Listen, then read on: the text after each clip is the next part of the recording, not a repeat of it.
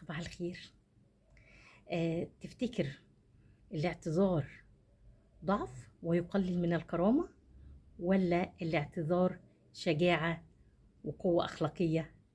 أهلا بيكم، أنا مومة، ودي مجموعة فيديوهات لتصحيح المفاهيم الخاطئة. النهاردة عايزين نتكلم عن ثقافة الاعتذار. ثقافة الاعتذار يعني إيه؟ يعني لو غلطت في صاحبك هتسيبه وتمشي، ولا هتسكت، ولا هتعتذر؟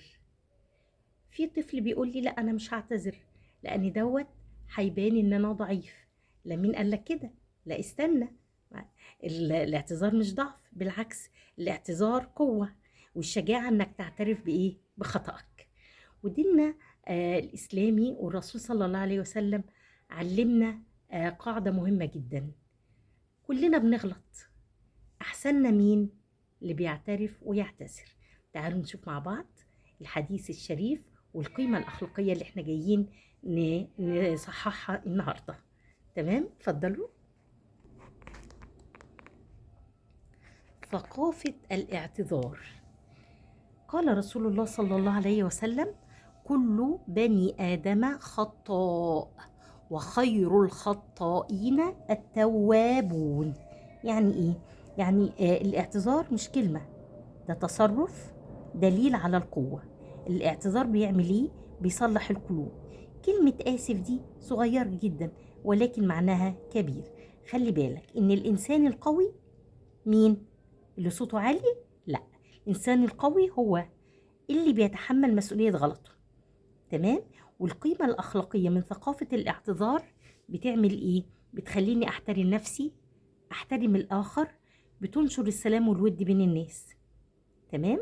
يبقى القوة في الصوت العالي، ولا ممكن القوة تكون في كلمة آسف؟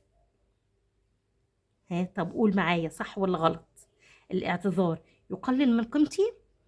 صح ولا غلط؟ غلط، برافو عليك. طب الاعتذار بيخليني إنسان أفضل؟ طبعا الرسول قال: خير الخطائين التوابون. يعني إيه؟ يعني كل إنسان مننا بيغلط، وأحسن واحد فينا اللي بيعترف بغلطه بيعتذر عنه. تمام؟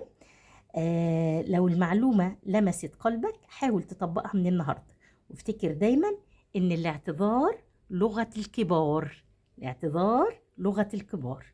مو ما تقول وانت تفكر، مو ما تنبه وانت تغير. خليك قوي بأخلاقك، ومو ما بتفكرك لو غلطت اعتذر.